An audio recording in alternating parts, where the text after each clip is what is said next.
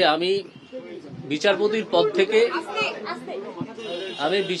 পদ থেকে মঙ্গলবার পদত্যাগ করব।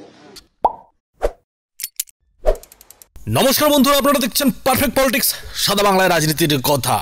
বন্ধুরা, আপনারা এরই মধ্যে হয়তো জানেন যে বিচারপতি অভিজিৎ গাঙ্গুলি শেষ পর্যন্ত তার যে বিচারপতির জীবন, সেই বিচারপতির জীবন থেকে ইস্তফা দিতে চলেছেন।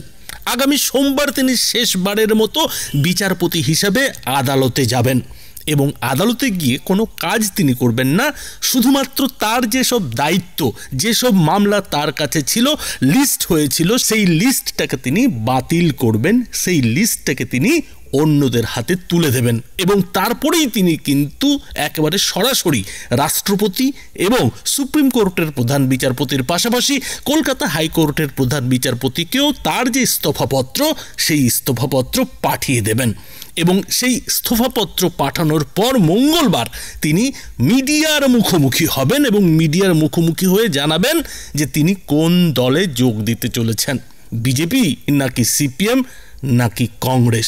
কোন দলে তিনি যোগ দেবেন সেটা কিন্তু মঙ্গলবার দুপুরে 1:30 নাগাদ তিনি কিন্তু পরিষ্কার করবেন।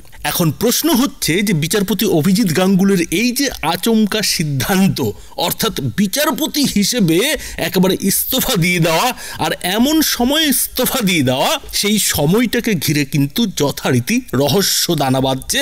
আর সেই রহস্যটা দানা বাঁধছে কেন? কারণ ঠিক এই বিচারপতি অভিজিৎ গাঙ্গুলির ইস্তফা ঘোষণার আগের দিনই কিন্তু প্রধানমন্ত্রী নরেন্দ্র মোদী এই বাংলায় এসে, পশ্চিমবঙ্গে এসে কিন্তু সভা করে গেছেন।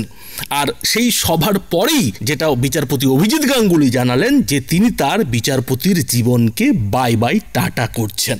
এখন এই যে বিচারপতির জীবনকে বাই বাই টাটা করা বিচারপতি অভিজিৎ গাঙ্গুলির, সে নিয়ে অনেকেই অনেক কথা বলছেন। অনেকেই প্রশ্ন তুলছেন যে বিজেপিতে কি তিনি যাচ্ছেন, এবং যেটা শোনা যাচ্ছে, যেটা বিভিন্ন মিডিয়ায় বিভিন্ন সূত্রে বলা হচ্ছে যে বিচারপতি অভিজিৎ গাঙ্গুলি শেষ পর্যন্ত কিন্তু বিজেপিতেই যোগ দিতে চলেছেন এবং আগামী 7 তারিখে, মানে মার্চের 7 তারিখে কিন্তু তিনি বিজেপিতে একেবারে বিজেপির রাজ্য সভাপতি সুকান্ত মজুমদার এবং রাজ্যের বিরোধী দলনেতা শুভেন্দু অধিকারীর উপস্থিতিতে গেরুয়া পতাকা হাতে নেবেন। এখন এই খবরটা সত্যি কি মিথ্যে, সেটা অবশ্য বিচারপতি অভিজিৎ গাঙ্গুলি নিজে কোনো কিছু বলেননি, স্পষ্ট করেননি। তিনি কিন্তু বারবার একটা কথা বলেছেন যে এ ব্যাপারে যা বলার তিনি কিন্তু বিচারপতির পদ থেকে ইস্তফা দেওয়ার পরেই জানাবেন। এখন তিনি কোনো মন্তব্যই করবেন না। কিন্তু এই যে খবর নানা সূত্রে, নানা মিডিয়াতে চলছে যে বিচারপতি অভিজিৎ গাঙ্গুলি বিচারপতির পদ থেকে ইস্তফা দিয়ে শেষ পর্যন্ত বিজেপিতে যাচ্ছেন, গেরুয়া ঝান্ডার তলে যাচ্ছেন, সেটা বিভিন্ন সংবাদ মাধ্যমে প্রকাশ পাওয়ার পর থেকেই নানা জনে নানা কথা বলছেন। অনেকেই যেটা বলছেন যে শেষ পর্যন্ত এই হাল, একজন বিচারপতি হয়ে তিনি কিনা ইস্তফা দিয়ে এই গেরুয়া বাহিনীতে যোগ দিচ্ছেন। আবার অনেকে এটাও বলছেন, বিশেষ করে তৃণমূলের নেতারা এটাও বলছেন যে বেশ বোঝা গেল তো যে কেন বিচারপতি অভিজিৎ গাঙ্গুলি এতদিন তৃণমূলের বিরুদ্ধে নানা মামলায় রায় দিচ্ছিলেন, কেন অভিষেক বন্দ্যোপাধ্যায়ের সম্পত্তি থেকে শুরু করে নানা জিনিস নিয়ে বিচারপতি হিসেবে নানা মন্তব্য করছিলেন।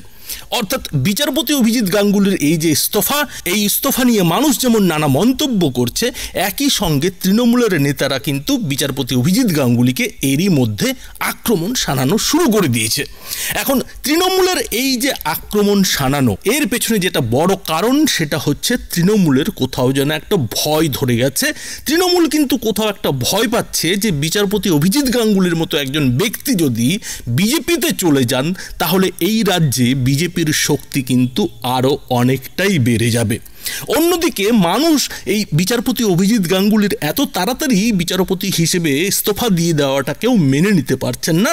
তারা যেটা বলছেন যে বিচারপতি অভিজিৎ গাঙ্গুলি যদি আরও কিছুদিন কলকাতা হাইকোর্টে থাকতেন, বিচারপতি হিসেবে যদি তিনি তার দায়িত্ব পালন করতেন, তাহলে হয়তো আরও কিছু মানুষ ন্যায্য বিচারটা পেতেন। কিন্তু দুর্ভাগ্য যে সেই সব মানুষেরা কিন্তু আর এই বিচারপতি অভিজিৎ গাঙ্গুলিকে পাবেন না। এখন এই জায়গায় দাঁড়িয়ে সব থেকে বড় যেটা প্রশ্ন, যে বিচারপতি অভিজিৎ গাঙ্গুলি ঠিক এই মুহূর্তে লোকসভা ভোটের মুখে তার ইস্তফাটা দিলেন কেন, কেন তিনি বিচারপতির পদটা ছেড়ে দেওয়ার সিদ্ধান্ত নিলেন। এখন এই জায়গায় দাঁড়িয়ে অনেকেই হয়তো বলবেন যে সামনেই লোকসভা ভোট, আর যেহেতু শোনা যাচ্ছে যে তিনি বিজেপির টিকিটে নাকি ওই শুভেন্দু অধিকারীর জেলা মেদিনীপুরের তমলুক থেকে প্রার্থী হচ্ছেন, সেই কারণেই তিনি এখন ইস্তফাটা দিচ্ছেন, অর্থাৎ টিকিট পাচ্ছেন তার জন্য তিনি ইস্তফাটা দিচ্ছেন। তো এইটা একটা যুক্তি অবশ্যই হতে পারে, কিন্তু এটাই কি শেষ যুক্তি? এই টিকিট পাওয়ার জন্যই কি তিনি এই মুহূর্তে ইস্তফাটা দিলেন, মানে বিচারপতি হিসেবে তার যে জীবন সেই জীবনের ইতি টানলেন, নাকি এর পেছনে আরও কোনো কারণ রয়েছে? বন্ধুরা, রাজনৈতিক বিশ্লেষকরা কিন্তু এর পেছনে আরও একটা বড় কারণ দেখছেন, আর সেই কারণটা কিন্তু বিচারপতি অভিজিৎ গঙ্গোপাধ্যায় নয়, প্রতিবাদী মানুষ হিসেবে অভিজিৎ গঙ্গোপাধ্যায়ের যে লড়াই, সেই লড়াইটাকেও কিন্তু অনেকে সামনে নিয়ে আসছেন। কি সেই লড়াই? বন্ধুরা, আপনারা জানেন যে বিচারপতি অভিজিৎ গাঙ্গুলি এই যে অভিষেক বন্দ্যোপাধ্যায়ের সম্পত্তি এবং সেই সঙ্গে তৃণমূলের যে রাজত্ব, তৃণমূলের বিরুদ্ধে যে নানা দুর্নীতির অভিযোগ, দুর্নীতির তদন্ত, সেসব নিয়ে একটা ব্যক্তিগত অবস্থান নিয়েছিলেন। আর সেই অবস্থানটা হচ্ছে যে এত দুর্নীতি, এত কিছু, এর বিরুদ্ধে লড়াইয়ে নামতে হবে, এর বিরুদ্ধে কিন্তু লড়াই করতে হবে, সত্যিটা জানতে হবে যে তৃণমূলের আমলে সত্যি কতটা দুর্নীতি হয়েছে, সত্যি কতটা রাজ্যকে দুর্নীতিগ্রস্ত করে তুলেছে এই তৃণমূল সরকার। এবং এই লড়াইয়ের কথাই কিন্তু বারবার বিচারপতি হিসেবে অভিজিৎ গাঙ্গুলি বলার চেষ্টা করেছিলেন, এবং লড়াইটা কিন্তু তিনি সেখান থেকেই শুরু করেছিলেন। আর সেই লড়াই লড়তে গিয়ে কোথাও যেন বিচারপতি অভিজিৎ গাঙ্গুলির মনে হয়েছিল যে বিচারপতি হিসেবে সেই লড়াইটা তিনি ঠিকঠাক মতো করতে পারছেন না, মানুষকে তিনি তার যে অবস্থান, তার যে মনের কথা, লড়াইয়ের কথা, সেটা তিনি বলতে পারছেন না। আর সেটাই যখন তিনি একটু মিডিয়ায় গিয়ে মুখ খুলেছেন, তখনই কিন্তু তৃণমূলের নেতারা, বিশেষ করে কুণাল ঘোষের মতো নেতারা কিন্তু রে রে করে উঠেছেন যে একজন বিচারপতি এইভাবে কি করে এই সব কথা বলতে পারে, রাজনীতির বিষয়ে মন্তব্য করতে পারে। আর সেখানেই কিন্তু এই কুণাল ঘোষেরা এই বিচারপতি অভিজিৎ গাঙ্গুলিকে একটা চ্যালেঞ্জ ছুড়ে দিয়েছিলেন, আর সেই চ্যালেঞ্জটা ছিল যে এত বড় বড় কথা ওই বিচারপতির চেয়ারে না বসে রাজনীতির ময়দানে এসে করুন, দেখি কত দম আছে। আর এই যে চ্যালেঞ্জটা, এই চ্যালেঞ্জটাকেই কিন্তু বিচারপতি অভিজিৎ গাঙ্গুলি সিরিয়াসলি নিয়েছেন। তিনি কিন্তু এই চ্যালেঞ্জটাকে অ্যাকসেপ্ট করে ফেলেছেন, তিনি কিন্তু গ্রহণ করে ফেলেছেন। আর সেই কারণেই কিন্তু যেটা দেখা যাচ্ছে যে বিচারপতি অভিজিৎ গাঙ্গুলি একেবারে ঠিক লোকসভা ভোটের মুখে মাঠে নেমে পড়ছেন, বিচারপতির পদ থেকে ইস্তফা দিয়ে রাজনীতির ময়দানে কিন্তু তিনি নেমে পড়ছেন। এখন কথা যেটা হচ্ছে যে বিচারপতি অভিজিৎ গাঙ্গুলি ঠিক এই সময়ে ইস্তফাটা দিয়ে কি ঠিক করলেন? কেননা তার এজলাসে তো রাজ্যের বিরুদ্ধে দুর্নীতির বিভিন্ন গুরুত্বপূর্ণ মামলা রয়েছে, সেসব মামলার তো এখনো তদন্ত চলছে, সেগুলোর তো রায় এখনো তিনি দেননি। তো তিনি যদি বিচারপতি হিসেবে থাকতেন তাহলে সেই সব মামলার রায়টা অন্তত ঠিকঠাক দিতে পারতেন, কিন্তু তিনি সেটা না করে বিচারপতির চেয়ার ছেড়ে রাজনীতির ময়দানে এসে লড়াইয়ে নামছেন। এখন রাজনীতির ময়দানে এসে লড়াইয়ে নামলে তিনি যেসব কথা বলবেন, সেই সব কথার ভার, গুরুত্ব কি সেই আগের মতো থাকবে? একজন বিচারপতি হিসেবে তিনি যেসব মন্তব্য করছিলেন, সেসব মন্তব্যের কিন্তু একটা গুরুত্ব ছিল, লোকের কাছে কিন্তু একটা বিষয় ছিল যে বিচারপতি এই ধরনের মন্তব্য করছেন। কলকাতা হাইকোর্টের বিচারপতি কিন্তু অভিষেক বন্দ্যোপাধ্যায়ের সম্পত্তি নিয়ে প্রশ্ন তুলছেন, কিন্তু ঠিক একই জিনিসটা তিনি যদি রাজনীতির ময়দানে করেন, বিজেপির মঞ্চ থেকে করেন, তাহলে কি মানুষ সেই কথাগুলোকে অতটা গুরুত্বের সঙ্গে নেবে? কেননা রাজনীতির ময়দানে তো নানা জনের নানা কথা বলেই থাকে, নানা জনের বিরুদ্ধে নানা অভিযোগ তুলেই থাকে, মানুষ সেসব কথার কিছু বিশ্বাস করেন, আবার অবিশ্বাসও করেন, বলেন রাজনৈতিক প্রতিহিংসার জন্য, রাজনৈতিক স্বার্থ চরিতার্থ করার জন্য এসব কথা বলা হচ্ছে। ফলে বিচারপতি হিসাবে অভিজিৎ গাঙ্গুলি যে কথাগুলো বলছিলেন, যে কথাগুলোর এতদিন বেশ ধার ভার দুটোই ছিল, রাজনীতির ময়দানে নেমে একজন রাজনৈতিক ব্যক্তিত্ব হিসেবে, নেতা হিসেবে অভিজিৎ গাঙ্গুলির সেই কথাগুলো কি গুরুত্ব পাবে? মানুষ কি সেই সব কথাকে গুরুত্ব দেবে? এটা কি বিচারপতি অভিজিৎ গাঙ্গুলি বুঝতে পারছেন না? অবশ্যই বুঝতে পারছেন বন্ধুরা, কিন্তু তারপরেও কিন্তু তিনি এই লোকসভা ভোটের ঠিক মুখে বিচারপতির পদ থেকে ইস্তফা দিচ্ছেন এবং রাজনৈতিক দলে কিন্তু যোগ দিচ্ছেন। কারণ আর কিছুই নয় বন্ধুরা, তৃণমূলকে কিন্তু তিনি, ওই যে কথায় আছে না যে ওস্তাদের মার শেষ রাতে, সেই ওস্তাদের মারটাই কিন্তু দিচ্ছেন। কেন বলছি এই কথা? কেননা শেখ শাহজাহানকে শেষ পর্যন্ত গ্রেফতার করে তৃণমূল কিন্তু একটা চেষ্টা চালাচ্ছে যে এই যে এত রাজ্যের উত্তাল পরিস্থিতি, সন্দেশখালি নিয়ে এত কথা, এত বিতর্ক, সমস্তই যেন এই লোকসভা ভোটের আগে ঠান্ডা হয়ে যায়। মানুষ যাতে সন্দেশখালি থেকে, দুর্নীতি থেকে নজর ঘুরিয়ে এই যে কেন্দ্রের বঞ্চনা, কেন্দ্রের টাকা না দেওয়া, সেই সব নিয়ে ভাবতে শুরু করে। তৃণমূলের যাতে এই লোকসভা ভোটে বিজেপির সঙ্গে যে লড়াইয়ের রণকৌশল, সেই রণকৌশলটা সফল হয়। আর সেই কারণেই খেয়াল করবেন যে ঠিক এই সময়ই কিন্তু যেটা দেখা যাচ্ছে যে কুণাল ঘোষ কোথাও একটা বিতর্ক বাঁধিয়ে বসেছেন। কেন না, তিনি তার মুখপাত্রের যে পদ, সেই পদ থেকে কিন্তু ইস্তফা দিয়ে বসে আছেন এবং একই সঙ্গে সাধারণ সম্পাদকের যে পদ, সেই পদটাও কিন্তু ছেড়ে দিয়ে টিভির পর্দায় বসে নানান ভালো ভালো কথা বলছেন। কিন্তু একই সঙ্গে তিনি এই কথাও বলছেন যে তিনি তৃণমূল কিন্তু ছাড়ছেন না। কুণাল ঘোষ তৃণমূল কিন্তু ছাড়ছেন না, তিনি মুখপাত্র হিসেবে আর ব্যাপারগুলো নিতে পারছেন না। তার কাছে নাকি মানসিক চাপ হয়ে যাচ্ছে, যেভাবে সাংবাদিকরা গ্রেফতার হচ্ছেন, সাংবাদিকদের গ্রেফতার করা হচ্ছে, এই সব নিয়ে নাকি তার কাছে একটা মানসিক চাপ হয়ে যাচ্ছে।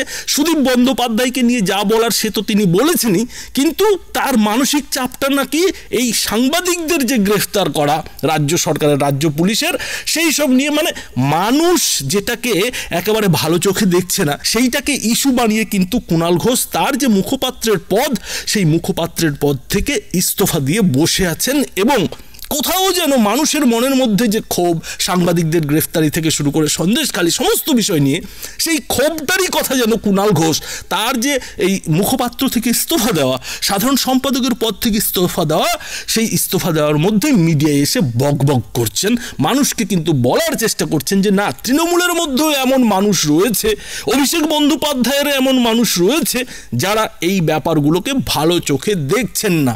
হয়তো মমতা বন্দ্যোপাধ্যায়ের পুলিশ, মমতা বন্দ্যোপাধ্যায় যেহেতু মুখ্যমন্ত্রী, তার নির্দেশে হয়তো পুলিশ নানান কাণ্ড করছে, শেখ শাহজাহানকে ধরতে দেরি করেছে, কিন্তু এসব যে অভিষেক বন্দ্যোপাধ্যায় কিংবা অভিষেক বন্দ্যোপাধ্যায়ের পন্থীরা, মানে কাছের লোকজনেরা ভালো চোখে দেখছে না, সেটা কিন্তু কুণাল ঘোষ তার এই যে কদিনের নাটক বলুন কিংবা ইস্তফা দেওয়ার চেষ্টা বলুন, সমস্ত কিছুতে কিন্তু মানুষকে বোঝানোর চেষ্টা করছেন যে না, তৃণমূলের ভবিষ্যৎ যার হাতে, তার কিন্তু ভাবনাটা একটু অন্যরকম। তিনি কিন্তু অনেক কিছুই পছন্দ করছেন না, অনেক কিছুতেই কিন্তু ভিন্ন মত রাখছেন, কিন্তু যেহেতু নেত্রী মমতা বন্দ্যোপাধ্যায়, সুতরাং তিনি এখন কিছু করতে পারছেন না।